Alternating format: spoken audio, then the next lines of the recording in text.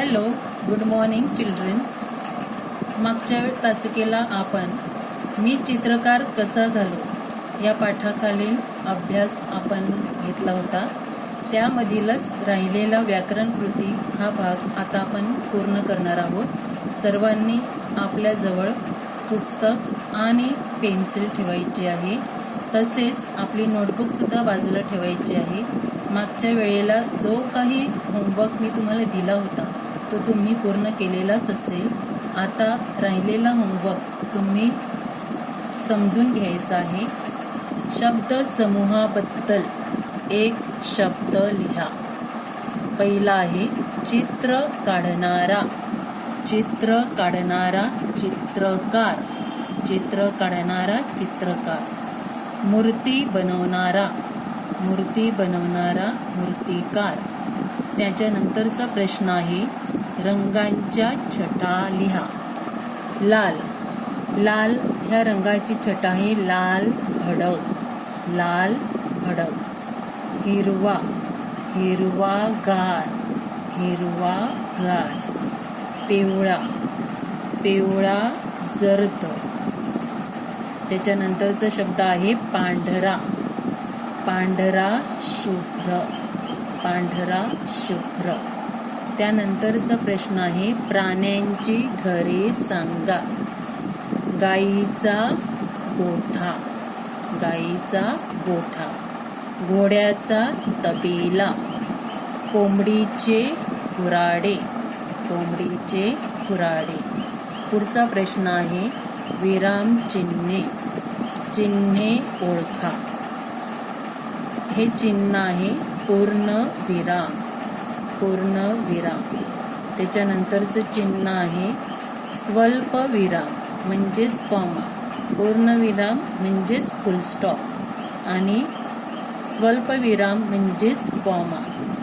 त्यानंतर आहे question mark. प्रश्नचिन्ह. प्रश्नचिन्ह. आणि त्यानंतर आहे उद्गारवाचक चिन्ह. Exclamatory mark. उद्गारवाचक चिन्ह. त्यानंतरचा आपल्या पुस्तकामध्ये जो प्रश्न होता तो बघा. प्रश्न 6. तुमच्या इच्छा तीव्र असतील तर साधनांशिवाय साधना करता येते. या विधानाचा तुम्हाला समजलेला अर्थ लिहा. ह्या प्रश्नाचं उत्तर मी लिहिलेलं आहे ते तुम्ही समजून घ्यायचं आहे. ह्या प्रश्नाचं उत्तर आहे तुमच्या इच्छा तीव्र असतील तर साधनांशिवाय साधना करता येते. या विधानाचा तुम्हाला समजलेला अर्थ लिहा. तर उत्तर आहे प्रत्येकाला काही ना काही करण्याची इच्छा असते आणि ती इच्छा पूर्ण करण्यासाठी प्रत्येक जण आटोकाट प्रयत्न करीत असतो. ती इच्छा पूर्ण करण्यासाठी आपल्यामध्ये जिद्द असणे आवश्यक आहे. त्यासाठी आपल्या मनामध्ये एखादे ध्येय असले पाहिजे आणि ते ध्येय पूर्ण करण्याचा ध्यास असला पाहिजे. आता लेखकांचंच उदाहरण पाहना. त्यांच्याजवळ कोणतीच साधनं नव्हती, परंतु त्यांनी साधनं नाहीत म्हणून तक्रार केली नाही, कारण त्यांची इच्छा तीव्र होती आणि त्यामुळे त्यांनी चित्रकला मूर्तिकला हे त्याच्यातूनच ते शिकले. तशाच प्रकारे जर आपल्या इच्छा तीव्र असतील तर साधनांशिवाय ती पूर्ण करण्याची उमेद हवी. खरी साधना जो करतो त्याला साधनांशिवाय इच्छेचे फळ मिळते. आता पुढचा प्रश्न आपण पाहूया. पुढचा प्रश्न आहे पुस्तकातला शोध घेऊया. शोध घेणे म्हणजेच काय करणे? एखाद्या गोष्टीचा शोध लावणे म्हणजे सर्च करणे. सर्च करणे. आपण मोबाईलवर एखादी गोष्ट आपल्याला हवी असेल तर आपण ती सर्च करतो. तशाच प्रकारे शोध घेणे. आता ह्या पाठामध्ये दिलेला आहे विविध झाडांपासून रंग तयार केले जातात. पाठामध्ये वेगवेगळ्या झाडापासून कशा प्रकारे लेखकांनी रंग तयार केले, वेगवेगळ्या गोष्टीपासून, वेगवेगळ्या वस्तूपासून, तशाच प्रकारे त्याची आंतरजालाच्या मदतीने माहिती मिळवा. आंतरजाल म्हणजेच इंटरनेट.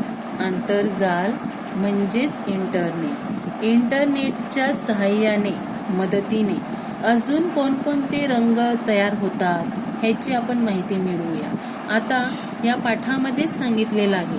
पिवळा रंग हा दगडापासून तयार झाला. जांभळा रंग हा काटेसावरीच्या फुलातील परागकणापासून तयार झाला. भगवा रंग हा शेंद्री झाडाच्या बियांपासून तयार झाला. आणि हिरवा रंग हा झाडांच्या पानापासून तयार झाला. तशाच प्रकारे आणखीन कोणकोणते रंग तयार होतात ह्या सर्वाचा तुम्ही, आणखीन कोणकोणते रंग कसे तयार केले जातात ह्याचा तुम्ही शोध घ्यायचा आहे. आता पुढचा प्रश्न आपण पाहूया. चर्चा करूया. चर्चा करणे म्हणजेच काय करणे, तर एकमेकांमध्ये डिस्कस करणे. चर्चा करणे म्हणजे एकमेकांमध्ये डिस्कस करणे. काय डिस्कस करायला सांगितलेलं आहे? प्रत्येकाच्या अंगी काही ना काही कला असते. कला असते म्हणजेच काय बरं? कोणाला नृत्य कला आवडते, कोणाला चित्रकला आवडते, कोणाला निसर्गाचा शोध घेण्याची कला आवडते, काही जण फोटोग्राफी करायला त्यांना आवडते. तर तशा प्रकारे तुमच्या मित्रमैत्रिणींसमवेत त्यांना आवडणाऱ्या गोष्टींविषयी कला, काय काय कोणकोणत्या गोष्टी त्यांना आवडतात त्याची चर्चा करा, डिस्कस करा. काही जण खेळण्यामध्ये त्यांना ती कला अवगत असते. ती गोष्ट त्यांना करायला का आवडते यामागील कारणे समजून घ्या.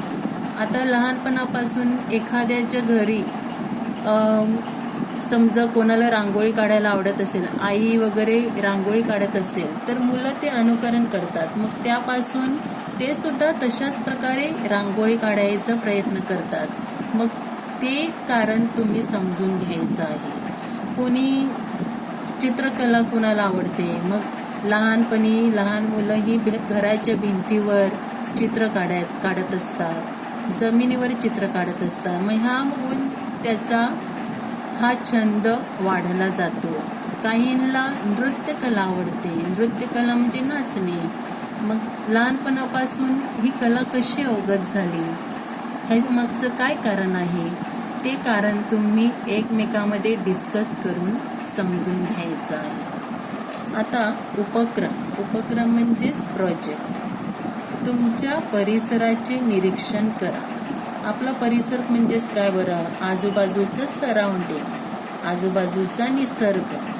तुमच्या परिसराचे निरीक्षण करा.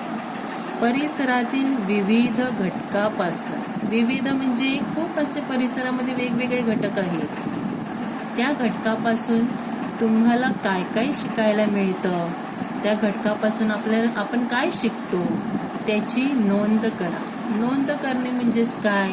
एखाद्या बुकमध्ये ते लिहून काढणे, त्याला म्हणतात नोंद करणे. तर आपल्या परिसरामध्ये कोणकोणते असे घटक आहेत की त्या घटकापासून आपल्याला काय काय शिकायला मिळतं? निसर्ग आहे बघा. निसर्गामध्ये काय काय येतं? झाडं, डोंगर, दर्या, हे सर्व ह्या परिसरामध्ये आपल्याला दिसतं. तर डोंगर, दर्या, झाडे झुडपे, नदी नाले, पशु पक्षी या सर्व घटकांमधील सौंदर्य आपल्या डोळ्याने व मनाने टिपता यायला पाहिजे. तर झाडामध्ये वेगवेगळी शिल्पे आपल्याला दिसून येतात. तसेच फुलं हे आपल्याला चित्रकला शिकवत असते. फुलं, वेगवेगळ्या रंगांची फुलं, ही फुलं आपल्याला नवीन रंग, आपल्याला चित्रकलेचे धडे देत असतात. तसेच पक्षी, या पक्ष्याच्या किलबिलाटातून, तसेच नदीच्या वाहण्यातून आपल्याला संगीत कला ऐकायला येते. त्याचं झुळझुळ वाहणं, पक्ष्यांचं मधुर गाणं, यामधून आपल्याला संगीत कला ऐकायला येते. तसेच मोर पक्षी हा त्या परिसरामध्ये असतो. मग तो मोर कसा नाचतो ह्यामधून नृत्य कला आपल्याला समजते. आकाशामध्ये तारे लखलखत असतात. त्या लखलखत्या ताऱ्याकडून आपल्याला तेज मिळत असते, प्रकाश मिळत असतो. ती तारे लखलखत असतात, प्रकाश देत असतात. तशाच प्रकारे आपलं जीवनही प्रकाशित व्हावं हे आपल्याला शिकायला मिळतं. तसेच डोंगर बघा, हा आपला डोंगर आपल्याला अढळपणा शिकवत असतो. अढळपणा म्हणजेच संकटामध्ये आपण कधीही घाबरून जायचं नाही. संकट आली तरीही त्या संकटाचा आपण सामना करायला पाहिजे. असा हा डोंगर आपल्याला अढळपणा शिकवत असतो. असे निसर्गामध्ये वेगवेगळे घटक आहेत, ते आपल्याला काही ना काहीतरी शिकवत असतात. म्हणूनच लेखकाने ह्या पाठात सांगितले आहे की तुम्ही निसर्गाचा शोध घ्या, निसर्ग धुंडाळत राहा, निसर्गाच्या सान्निध्यात राहा, म्हणजे तुम्हाला खूप काही शिकायला मिळू शकते. तर तुम्ही ह्या सर्व घटकांचा अभ्यास करायचा आहे, त्याची नोंद ठेवायची आहे. आता आपण पुढे जाऊया. आपण समजून घेऊया. काय दिलंय बघा, व्याकरण. वाक्य म्हणजे काय? वाक्य म्हणजेच काय बरं? तर वाक्य म्हणजे सेंटेन्स. जे आपण अनेक असे शब्द एकत्र करून एखादं वाक्य बनवतो त्याला म्हणतात वाक्य. वाक्य म्हणजेच सेंटेन्स. तर संपूर्ण अर्थ व्यक्त करणाऱ्या शब्द समूहाला वाक्य म्हणतात. आता या वाक्यामध्ये छोटे मोठे असे शब्द येत असतात. ह्या सर्व शब्दापासून एक सेंटेन्स, एक वाक्य बनत असतं. या वाक्याचे 2 भाग असतात. ज्याच्याविषयी सांगायचे ते उद्देश, म्हणजे ज्याविषयी सांगायचे ह्या वाक्यामध्ये, उदाहरणार्थ राम विषयी सांगायचंय म्हणजेच राम हे उद्देश्य. आणि ज्याच्याविषयी जे सांगायचे आहे, काय सांगायचे आहे ते म्हणजेच विधेय. रामविषयी काय सांगायचं आहे ते म्हणजेच विधेय. आता इकडे उदाहरण दिलंय बघा. त्याचा मोठा मुलगा दररोज आगगाडीने मुंबईला जातो. या वाक्यात मुलाविषयी सांगायचे आहे, म्हणून मुलगा हे काय झालं? उद्देश्य. मुलाविषयी सांगितलेलं आहे म्हणून मुलगा हे आहे उद्देश्य. तर जातो हे विधेय आहे. मुलाविषयी काय सांगितलेलं आहे की तो दररोज आगगाडीने जातो. मुलाविषयी जास्त विस्तारित माहिती सांगितलेली आहे की त्याचा मोठा मुलगा, त्याचा मोठा हे जास्त विस्तारितपणे सांगितलेलं आहे म्हणून ते आहे उद्देश्य विस्तार. आणि मुलाविषयी काय विधेय विस्तार सांगितलेला आहे की तो आगगाडीने मुंबईला जातो. हे विधेय विस्तार आहे. या वाक्यातील त्याचा मोठा हे शब्द उद्देशाचा विस्तार आहेत. तर दररोज आगगाडीने हे शब्द विधेयाचा विस्तार आहे. तर आज आपण हे वाक्य आणि वाक्याचे 2 भाग आहेत, एक म्हणजे उद्देश्य आणि दुसरा म्हणजे विधेय, ह्याचा अभ्यास करूया. सर्वांनी मी जे काही व्याकरण नोटबुकमध्ये लिहिलेलं आहे ते तुम्ही तुमच्या नोटबुकमध्ये लिहून घ्यायचं आहे. सर्वांनी आपल्या नोटबुकमध्ये हे व्याकरण लिहून घ्यायचं आहे. तर सुरुवातीला हे बघा, लिहायचं आहे व्याकरण.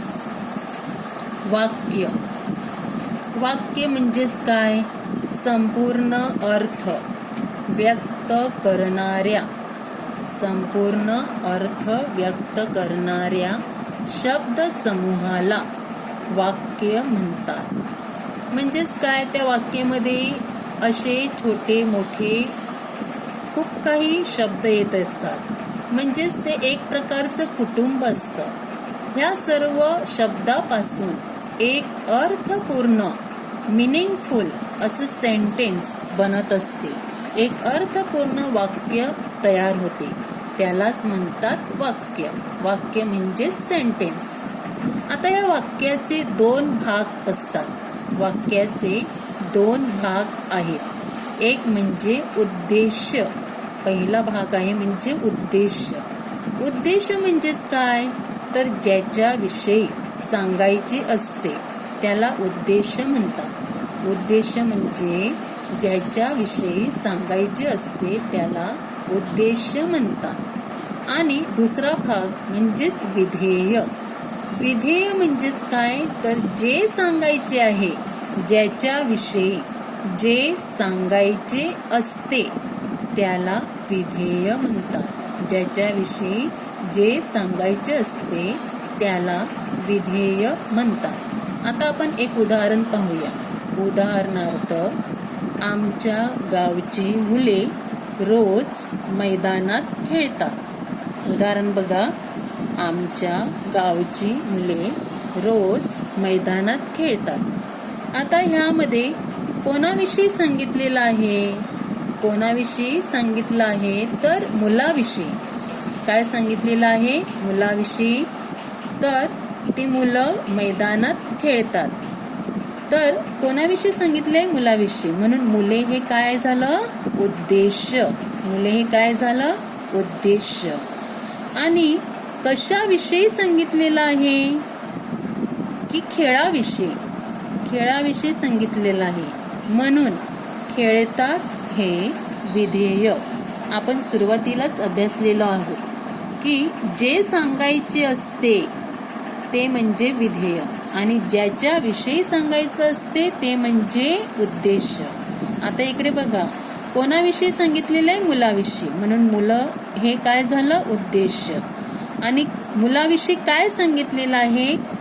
की ते खेळतात, म्हणून ते झालं विधेय. आता उद्देश्य आहे मुले, तर मुलाविषयी अजून काय माहिती जास्त सांगितलेली आहे? अजून ब्रीफमध्ये काय सांगितलेलं आहे मुलाविषयी? की ते आमच्या गावची. मुलं कुठली आहेत? आमच्या गावची. तर मुलाविषयी काय अधिक माहिती सांगितली आहे? की ती मुले आमच्या गावची. मुलाविषयी अधिक विस्तारित माहिती सांगितलेली आहे. म्हणून आमच्या गावची हा शब्द आहे उद्देश्य विस्तार. आमच्या गावची ह्याचं उत्तर आहे, हा शब्द आहे उद्देश्य विस्तार. उद्देशाविषयी. उद्देश काय आहे? मुले. उद्देश आहे मुले. मुलाविषयी अधिक माहिती सांगितलेली आहे.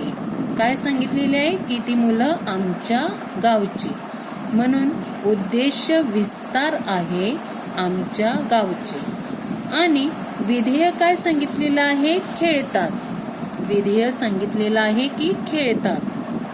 ह्या विधेयाविषयी काय विस्तारित सांगितलेलं आहे? विधेयाविषयी अजून अधिक माहिती काय सांगितलेली आहे? की विधेयाविषयी की ते रोज मैदानात हे विधेयाविषयी अजून जास्त माहिती सांगितलेली आहे. म्हणून रोज मैदानात हे झालं विधेय विस्तार. विधेय आहे.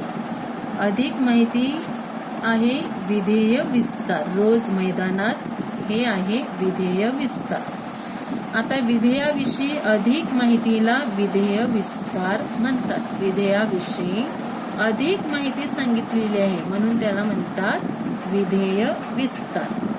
म्हणून इकडे बघा परत, आमच्या गावची मुले रोज मैदानात खेळतात. आता आमच्या गावची मुले हे काय झालं? उद्देश्य विस्तार. म्हणजेच मुलाविषयी अधिक जास्त माहिती सांगितलेली आहे म्हणून ते झालं उद्देश्य विस्तार. आणि मुले हा शब्द काय झाला? उद्देश्य. मुलाविषयी सांगितलेलं आहे म्हणून ते झालं उद्देश्य. रोज मैदानात खेळतात हे विधेय झालं. विधेयाविषयी अजून माहिती सांगितलेली आहे की रोज मैदानात, म्हणून रोज मैदानात हा शब्द आहे विधेय विस्तार। या व्यतिरिक्त आपण अजून काही उदाहरणं पाहूया। दुसरं वाक्य बघा, मी माध्यमिक शाळेत असताना आर्किमिडीज शास्त्रज्ञाचा धडा वाचला। मी माध्यमिक शाळेत असताना आर्किमिडीज शास्त्रज्ञाचा धडा वाचला। आता ह्यामध्ये उद्देश काय येईल सांगा बरं? तर उद्देश येईल मी विषयी माहिती सांगितलेली आहे। काय सांगितलेलं आहे? उद्देश म्हणजेच काय? ज्याच्याविषयी सांगायचे असते। कोणाविषयी सांगितलेलं आहे? मी म्हणजेच लेखकाविषयी सांगितलेलं आहे, म्हणजेच उद्देश झालं मी। आणि काय अजून सांगितलेलं आहे? त्याच्याविषयी अजून माहिती सांगितलेली आहे। काय सांगितलेलं आहे? जे सांगायचे आहे, वाचला हे विधेय आहे। ज्याच्याविषयी मी माझ्याविषयी सांगितलेलं आहे, वाचला। पण माझ्याविषयी अजून विस्तारित माहिती काय सांगितलेली आहे? उद्देश विस्तार काय सांगितलेला आहे? की माध्यमिक शाळेत असताना, मी हे उद्देश झालं आणि माध्यमिक शाळेत असताना हे उद्देश विस्तार झालं। आणि विधेय म्हणजेच वाचला हे विधेय आहे। विधेयाविषयी अजून जास्त माहिती, विस्तारित माहिती काय सांगितलेली आहे? की आर्किमिडीज शास्त्रज्ञाचा धडा। आर्किमिडीज शास्त्रज्ञाचा धडा हे विधेय विस्तार मध्ये सांगितलेलं आहे। विधेयाविषयी जास्त माहिती सांगितलेली आहे की आर्किमिडीज शास्त्रज्ञाचा धडा वाचला। नुसतं वाचला आहे का? नाही, तर त्याच्याविषयी अजून जास्त माहिती सांगितली आहे की आर्किमिडीज शास्त्रज्ञाचा धडा, म्हणून ते झालं विधेय विस्तार। आता आपण तिसरं उदाहरण बघूया। नेहमी मी माणसाच्या सौंदर्यात भर घालतो। वाक्य ऐका व्यवस्थित। नेहमी मी माणसाच्या सौंदर्यात भर घालतो। आता ह्यामध्ये उद्देश झालं मी विषयी सांगितलेलं आहे, माझ्याविषयी माहिती सांगितलेली आहे, उद्देश झालं मी। आणि विधेय आहे घालतो, विधेय आहे घालतो। यामध्ये उद्देश विस्तार काय आहे? नेहमी म्हणजेच रोज, सतत, नेहमी। उद्देश विस्तार आहे मी, नेहमी। माझ्याविषयी काहीतरी अधिक माहिती सांगितलेली आहे। काय माहिती सांगितलेली आहे? की नेहमी, म्हणून नेहमी हा शब्द आहे उद्देश विस्तार।